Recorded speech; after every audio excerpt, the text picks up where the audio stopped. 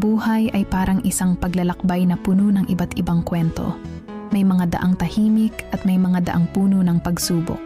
Minsan mawawala ka sa direksyon, pero matututo ka ring hanapin ang tamang landas. May mga taong magbibigay saya at mayroon ding mag-iiwan ng sakit at aral. Pero sa bawat araw na lumilipas, mas lalo mong nakikilala ang sarili mo. Kaya huwag matakot magpatuloy, kahit mahirap ang daan. Dahil bawat hakbang mo ngayon ay bahagi ng magandang kwentong binubuo ng iyong buhay.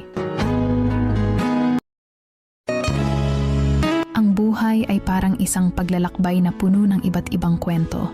May mga daang tahimik at may mga daang puno ng pagsubok.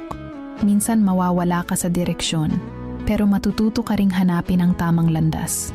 May mga taong magbibigay saya at mayroon ding mag-iiwan ng sakit at aral.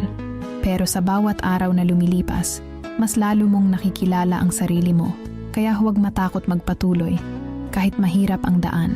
Dahil bawat hakbang mo ngayon ay bahagi ng magandang kwentong binubuo ng iyong buhay.